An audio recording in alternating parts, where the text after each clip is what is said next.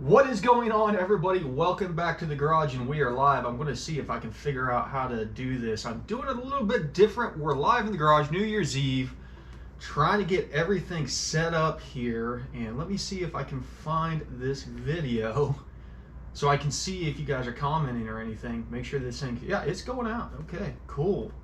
I'm actually using a GoPro for the first time to do a live stream. Let me mute this.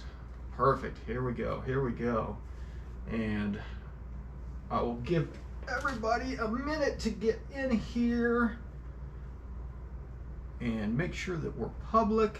There we go. We got some people filtering in. Okay, so it is New Year's Eve. I'd be remiss if we didn't start this out right. Let me grab a cold beer. Let me know if you guys can hear me all right. And let's talk about what's going on, because I've been busy. Been gone. Everything else.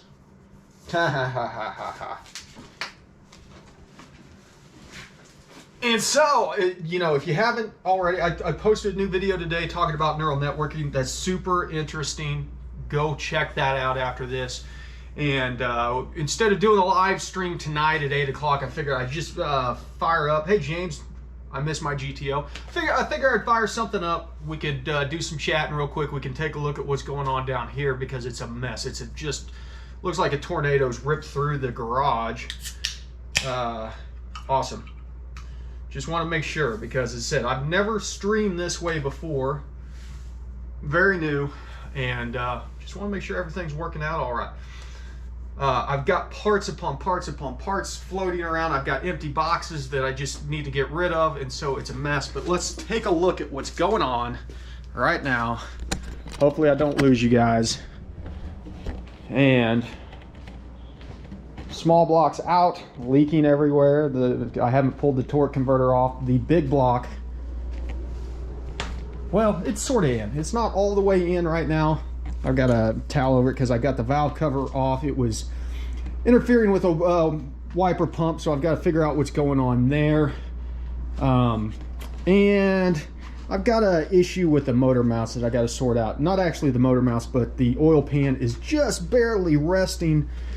And so we are maybe a ½ inch off. I'm going to try and shim the motor mounts down because I think I've got some room. These are the correct motor mounts, the big block motor mounts that move the motor forward an inch and over towards the passenger side a little bit to help give clearance for all the steering. Still going to be a tight fit though. Yeah, going to be a real tight fit down there. So I'm not sure how all this is going to work out. Then on top of it, I've started welding in my patch panel back there that I cut out the rust. I was running it with 35 thousandths wire, which is just too big. Puts too much heat into the panel, so I've got some 25 thousandths. I need to swap over into the MIG welder so I can finish that out. Lots and lots of stuff to do. Still got all the suspension parts to knock out, things like that. So let me see if I can set this thing back up in a way where you guys can see what's going on and we're not all cattywampus. Okay. So that's where we're at on the Nova. What's everybody else been going on? Awesome. Dude, yeah, I mean, I was a little trepidatious about diving into the neural network, and I just thought, you know what, I'm going to pull the trigger. I'm going to see how it does, how it works. I'll tell you what, I just got crap everywhere here. Let me move you guys a little bit closer here. Surprisingly, it worked out really well. Super easy. And it made sense. That's the big thing. I was worried about it not making sense, and I started kind of messing with it. As soon as I opened it up, I was like, man, this is gonna work. So I'm anxious to actually try the application, try it on a vehicle. And I'm gonna plug in my camera to power real quick so I don't lose you guys. There we go.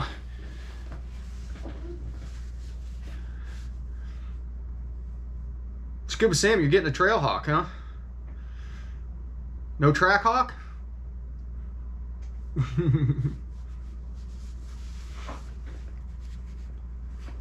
Happy New Year's to everybody.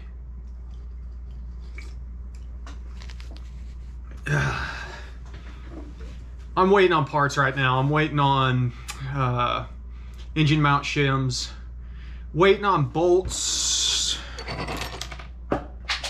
Oh, hope that wasn't important. Waiting on bolts for the alternator bracket. Alternator mounts on the block were bigger than the bolts that came with this, so I had to order some bigger ones. They should be here today. Everything should be here today. I don't know how much I'll get done today though, because of, you know, it is the holidays.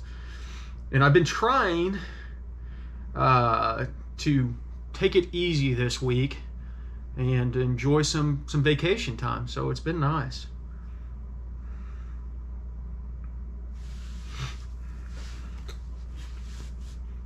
Yeah, the neural network stuff, they made it very simple. And what's happening is the calculations, they're going through and doing the neural network calculations, or retraining the model on the back end. Whenever you upload that file, it's going to a server somewhere where they have, you know, a neural network set up, and it goes through and retrains the neural network and then spits out the new parameters.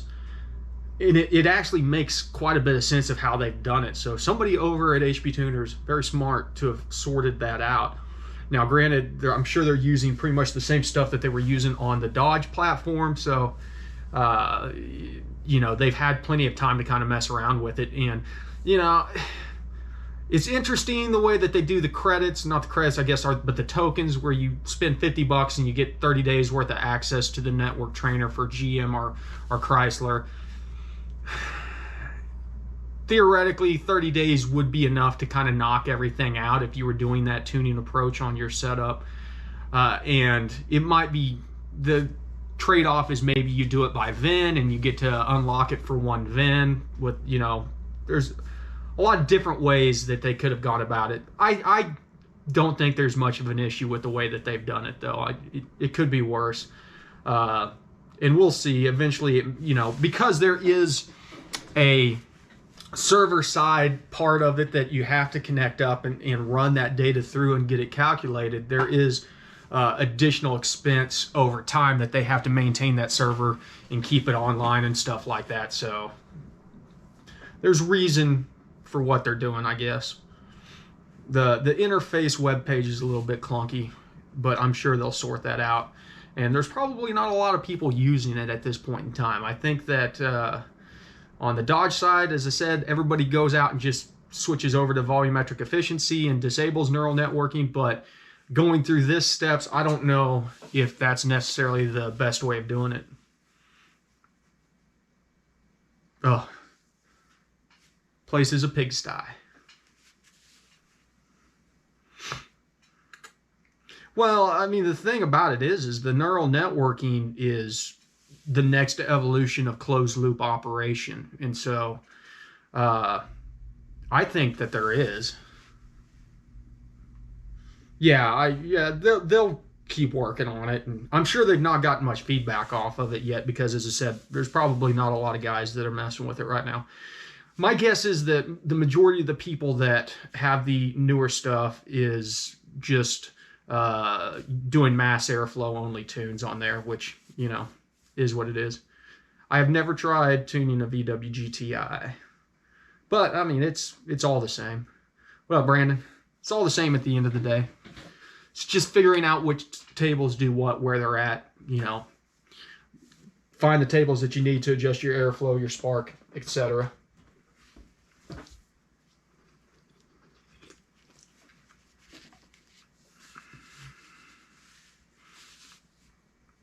So other than that, not much. You haven't missed much. I've done a lot of videos on some of the stuff that I've done on the Nova, but I'll be honest with you, it's just the same crap that you see every day in and day out. So I don't know if it's necessarily even worth putting out there.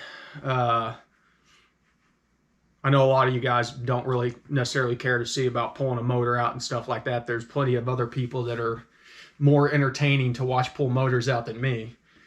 So, Francisco, will be about everything. Power-wise and drivability be the big things.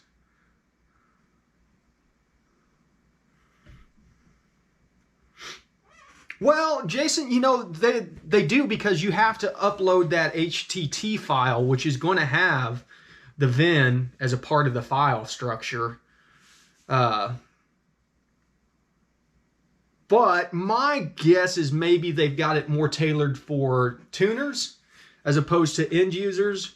And if I'm a tuner and I'm tuning a lot of brand new Silverados and things like that, I would probably rather pay $50 a month to have the ability to tune unlimited platforms as opposed to having to pay $50 for every VIN that I tune. So it makes sense in that aspect of it, that it's probably a little bit of a better design system for the guys that, because, you know, at the end of the day, this is a piece of hardware that is readily available for us end users, but at the same time, it's getting utilized the most by guys that are tuning a lot of cars. Excuse me.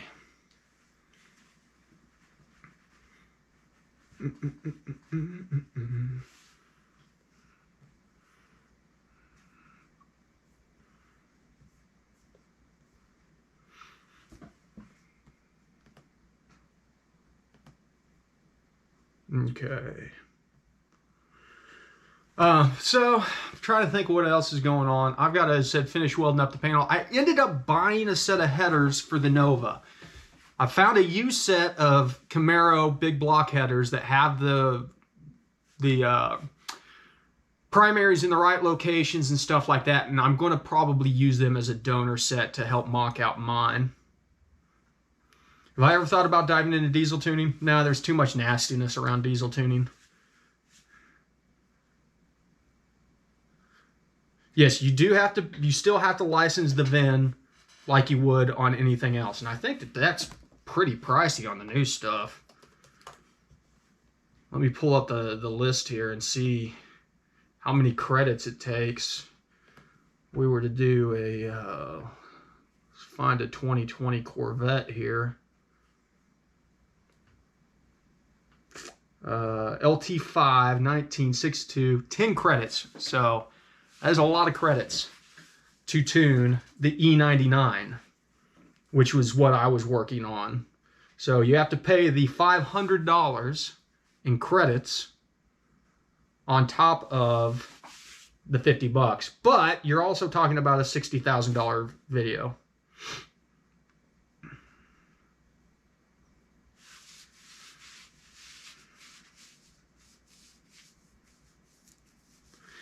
I have no clue what the process is on unlocking these new ECMs, if they're doing it on the hardware level. My guess is they're probably changing something on the hardware level. So that's why it's got to be sent in. What are the plans for the Nova? Shoehorn this big block in, get that sorted out, and then I got to get this wiring figured out. And I'm having a hard time trying to figure out where I'm going to run through the firewall and stuff like that, but I've still got to get the wiring underneath the dash gutted out. But for next year, for 2021, the Nova is probably going to stay normally aspirated. I think we're going to look at running it in the big block in A class for a while, and then we will look at next winter doing some forced induction on it. It is pricey, but as I said, you've got a $60,000 car, $70,000 car. It's $500 is not pricey in that aspect. This isn't your clapped out 2001 Camaro.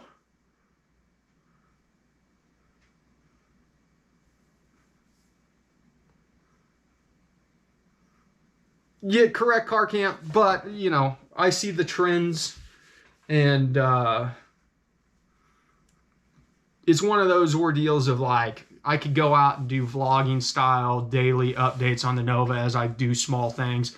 It just doesn't drive any traffic. People don't watch that stuff, and it creates a hindrance to getting things done. So, you know, I could do more in one day than it would take me in a week trying to document some of that stuff.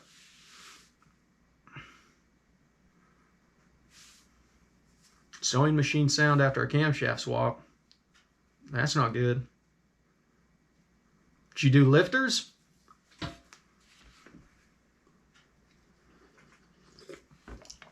Gerald, which throttle body, what are you using it on? I find the Solar Performance throttle body is very aggressive and can be hard to tune. Probably the hardest throttle body I've tuned. Yes, Tommy, that's the goal. That is the goal. I've got the roll cage. I got a Rhodes Race chromoly roll cage on the way. So we'll be doing a roll cage install on it very soon. That's one of the big things. And then we'll get it ready and we'll cert it down to 8.5.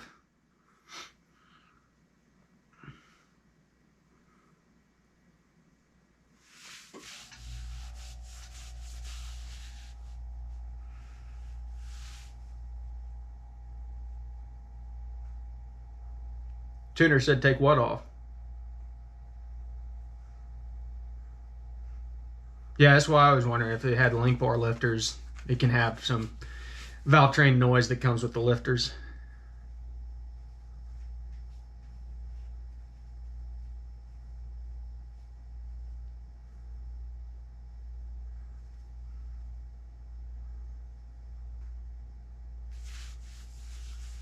Hard to isolate that.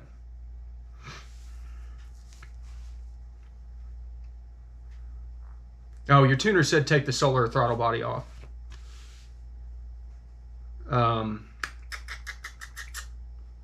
Yeah, I won't weigh in on that. Probably not a bad idea. Any weight reduction on the front end, we'll be going back on with a fiberglass hood. So we'll do a pin-on hood, get rid of the weight of the steel hood and the flanges and stuff. So that'll probably shave 30 pounds or so off the front end. But other than that, of course, the weight that we saved by getting rid of the drums saved, I think, 8 pounds per wheel going over to discs on it. May end up running a fiberglass bumper. We'll do some small stuff, but nothing too crazy.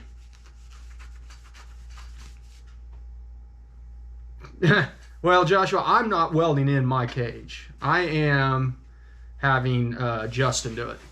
A, because I can't TIG weld because of my trimmers. And since it's chromoly, it has to be TIGged. So I'll get it all kind of set up, most of it measured out, and then we'll sit around for a weekend and knock it out. Shouldn't be too bad because we're not going to run through the dash. We'll drop it down behind the dash. And we have an unaltered firewall, so we don't need to run a dash bar. Yeah, won't be too bad.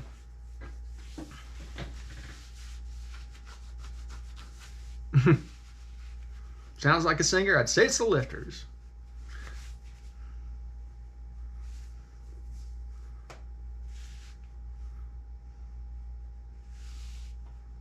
.500 shot on a small block, stock bottom end, 6 liter. It is going to go kaboom. 500 is going to be a bit much. You might be able to get away with the 300 for a while.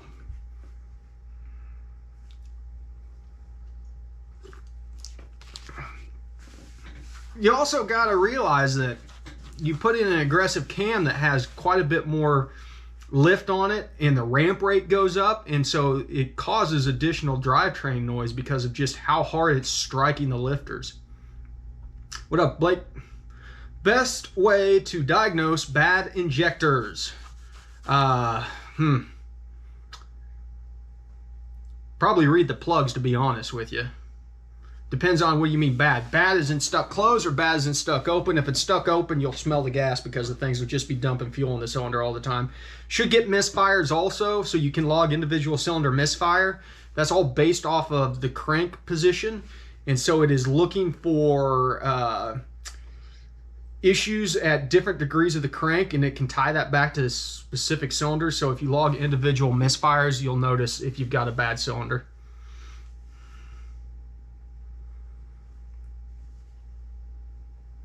Maybe taking a rescue puppy up north. Can you drop a truck off for a tune? No, I don't do in-person tunes, Philip. Just because I don't have room for cars to be sitting around here. Just carb swap my SVC and add an MSD6AL box, coil, and build a distributor.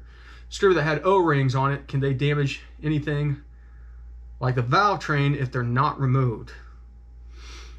Where that goes in, I would think even if the O-rings somehow fell off the distributor, it would just fall into the oil pan.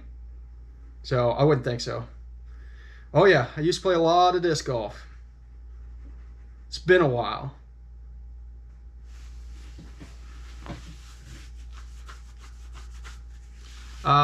Two-step on a 2014 Silverado L83. Any changes to tune? Nope. How do you go about tuning for nitrous? Depending wet, dry. The big thing is take out 2 degrees of timing for every 50 horsepower on the shot. You can go up to 50 without, but once you go to 100, you want to take 2 out, 150 take 4 out, 200 take 6 out, etc. Will there be any more Gen 5 driver demand torque tuning management? It's eating your lunch, trying to do speed density. Probably, Steven. We can touch on some more of that stuff here soon. Wait for the Holly. My Holly showed up. So, as I said, I sent my buddy Corey my Terminator X Max, and he was nice enough to send me a Terminator X. Since I don't need drive-by-wire or transmission control, he's going to be actually running a 4L80 on his car. That's a degree wheel. All that stuff up there discs, including that one back there that has my late min pin on it. This is Duchess. I had her for 15 years. She passed away a couple years ago. Love that dog. 6-liter GTO MAF and VE tune. No cats, full headers and exhaust. I go from 1 lambda to 0.85. So PD is doing its thing, but under hard acceleration, I have quite a bit of black smoke.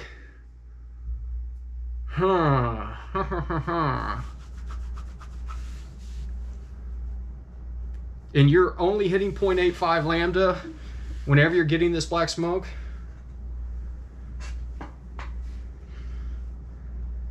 Because it sounds like you got too much fuel in there.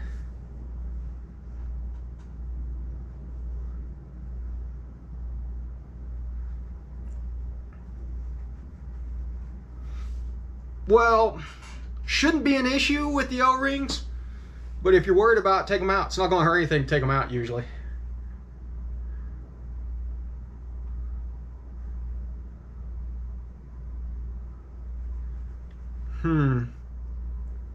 James, move it to the forward O2 port. Just double check that the thing's not getting a pinhole of air in there or something that's causing it to read leaner than it actually is. Happy New Year, Steven. Yeah, it could also be coming from the bank that doesn't have the wideband. Could have an ejector sticking open or something.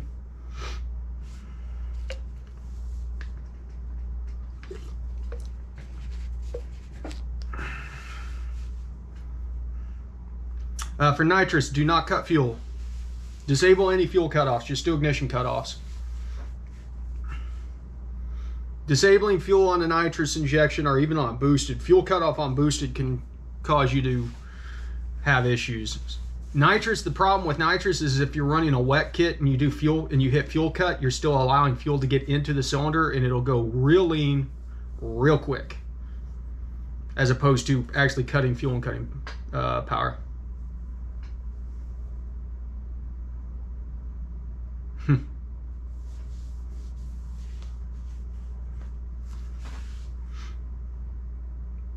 Yeah, well, the problem is, James, your O2 sensors can indicate whether or not your wideband's reading correct underneath power enrichment.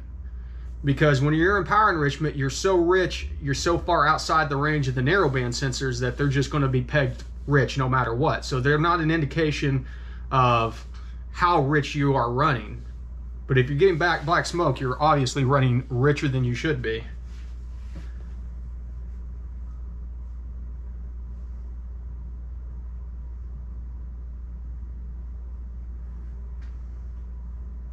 Just died. Still had fuel and spark.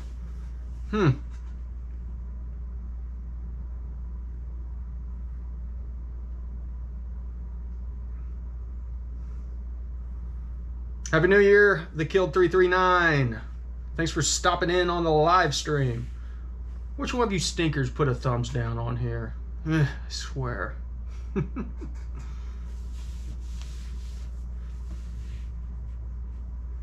Sorry that this inconvenienced you.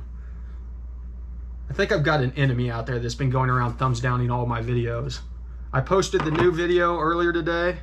It hadn't even been posted long enough for somebody to watch more than 30 seconds of it, and somebody already put a thumbs down on it. Kirby, I got a quick one that helps with hesitation when I rev from idle, only when it's cold. I mean, you're on volumetric efficiency. Check your VE tables. Oh, there's my parts showing up. Surprised the dogs haven't heard them. Can I add methanol through HP tuners? No. There's no controls for methanol injection through HP tuners. Would that wash cylinder walls with that much fuel? Definitely could. Correct. They do go into open loop when PE comes in. They still read, though. The voltage is still there.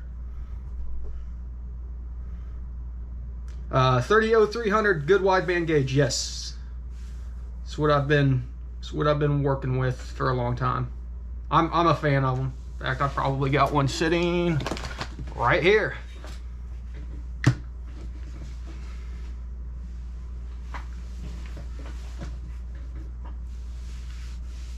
Have a new year, Robert H. What is the beverage this afternoon? This is a local brew from Cinderland. No, wait, this is Hitchhiker. This is the Crossline Double IPA with Nelson and Amarillo, whatever the hell that means. And it's a Pittsburgh, 2014 Pittsburgh brewery. 8% alcohol, so pretty mild. You guys don't have to give this video a thumbs up. I appreciate it, though. Is it true that Toyota Land Cruisers have a built-in wideband sensors? I can't say for sure that the Land Cruiser does, but plenty of cars out there do. In fact, as I said, the Cadillac XLR has built-in widebands. So it does fuel correction even underneath power enrichment.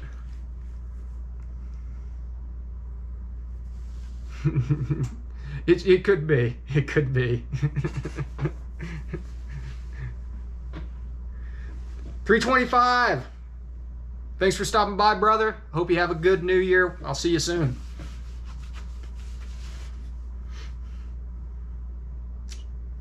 Maybe I should just rage quit. They should let me see who thumbs down so I can see if it's...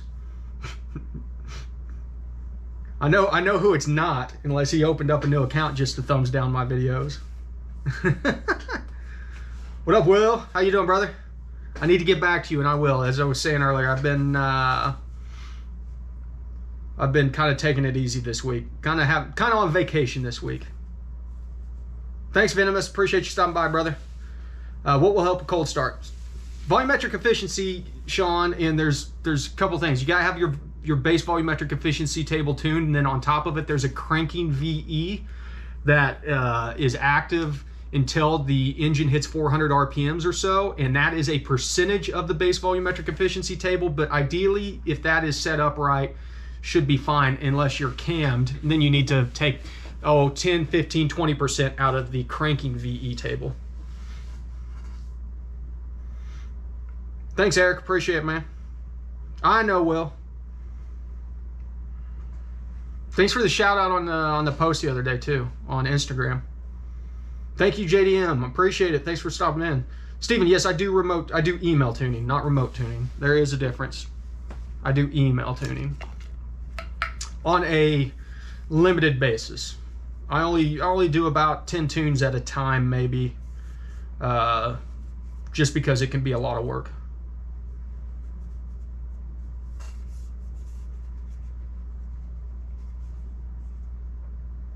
It's how I continue to sharpen my skills.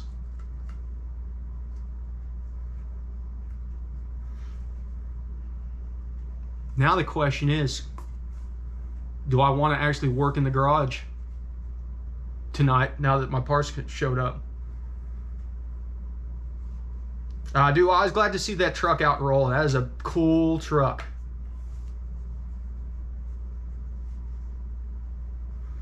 When tuning a car, was the basic diagnosis on the scanner side before starting the tune? Make sure that there's no DTCs that are going to affect the actual, you know, operations of the vehicle. Look for anything around, you know, that can skew fuel, timing, stuff like that. I am on Instagram, surprisingly. That's about the only social media platform I am on. And it's just Goat Road Garage. You can find me. How to tune a stock car for fuel economy. Yeah. Stock car, you're probably not going to get much more out of fuel economy unless you force the thing to burn leaner than stoic.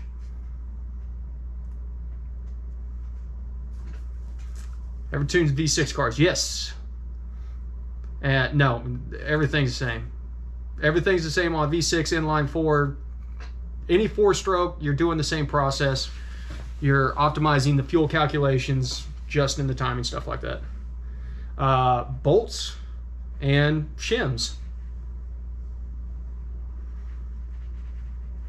I really want to throw these shims on and see if I can get this motor mounted.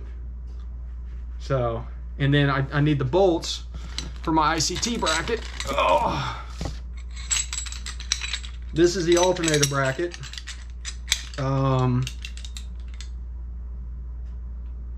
Two of the bolts that go, oh, these two over here on the side. These two over here that go into the block are bigger on my block than it is on a standard big block. Intake and exhaust. Process is the same. Intake, exhaust, turbo, supercharger, process is the same.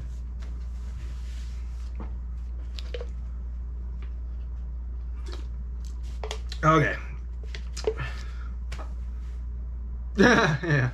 No, trust me, you guys don't want to watch me turn wrenches on this thing because it'd be boring stuff. But I am going to, I guess, go attack this. So everybody, have a great, happy new year. Let's hope for a better 2021. Get your winter projects knocked out. Get ready for spring. I want to see you guys out at the track. You know the drill. Thanks for stopping by the